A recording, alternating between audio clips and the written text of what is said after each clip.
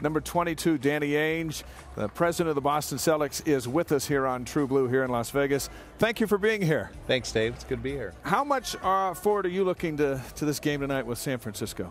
Well, I think this conference, there's a lot of parity, and so from what I've seen so far all throughout the course of the year is be a good win for BYU, and I think it's a win that they may need to get into the NCAA tournament, unless Gonzaga wins, and I think BYU will probably already be in. This team has no seniors. If you're the head coach and you're trying to work all these guys in together and you have a dominant scorer like Tyler Haws, a freshman that hasn't been in a tournament game like Eric Mika, what are you looking for to getting chemistry together? Well, it seems like, they've had some different lineups throughout the course of the year, but Tyler's been the one constant. He's been the most consistent player on their team.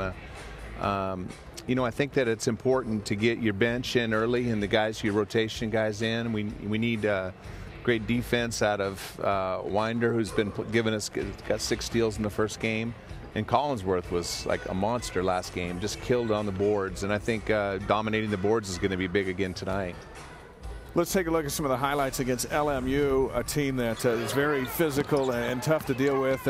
And you were here, you watched Collinsworth come out and take control of that game there, Nate Austin with a bucket. What does Kyle do with all his different abilities to disrupt things? Well, he's just a real basketball player. I mean, he can dribble and pass and shoot. He can defend, and he gets out in the break, rebounds. I think shooting is probably his only weakness, but he's been making his jump shot a little bit better lately, and he's their most versatile player. A year ago, he was in Russia finishing up his mission.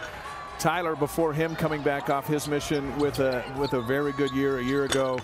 Do you see a difference with these missionary basketball players coming home and preparing for it? Sometimes it seemed back in the olden days it took a year or two for them to get their groove back. I don't see it taking these guys that long. I mean, Tyler had a great year last year, I thought. He's certainly getting improved this year, but I think Chris has had a fantastic year also. But he's getting stronger as the season goes along, I think, and that's good news for BYU. Took 30 years for Jimmer to catch your scoring record. Well, here comes Tyler.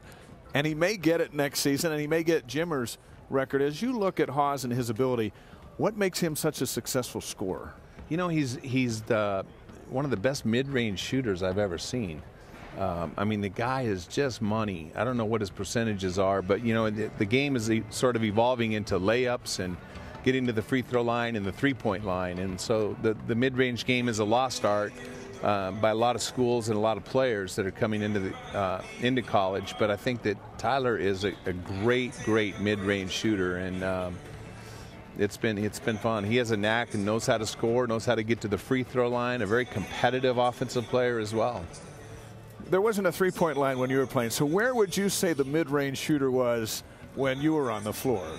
I think it was in Tyler's range. Free throw line to a few feet out was more mid-range. The college three-point line isn't that far, isn't that long, and so it's probably not that much different from when I played. I mean, we probably shots in that neighborhood.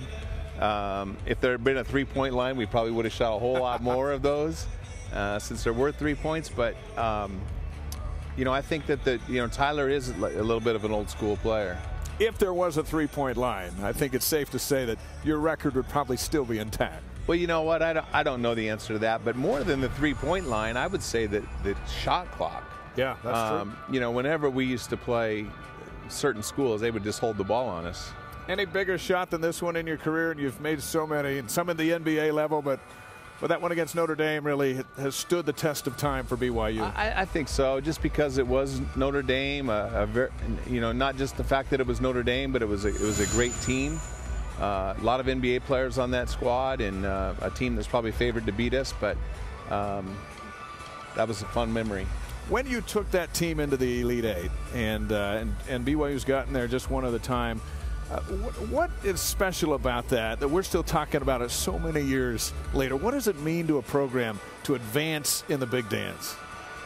Well, I'm still very close with all my teammates of those BYU teams, and those are just fond memories to be able to get there. And it was disappointing at the same time. The year before we lost up in Ogden in the tournament. I thought we actually were a better team that year than we were the year before. That was before Devin Durant had left on his mission. the year we advanced to the Elite Eight, and Devin was a terrific player. But I thought that, you know, losing is pretty tough. When, you know, you have a chance to get to the Final Four, you're one game away from the Final Four, it's a pretty tough loss. But it was a great season. Coach Arnold was a great coach. We had a good team, and, you know, I don't think that we overachieved or anything. I think it was a little bit disappointing that year, actually. Well, Blaine and I always know it's a big game when you're in the house. Whether it's in Provo or on the road. Hey, look, Danny Ainge is here. That must be a big game. Enjoy the game tonight. I will. I definitely will. Enjoy the rest of the tournament.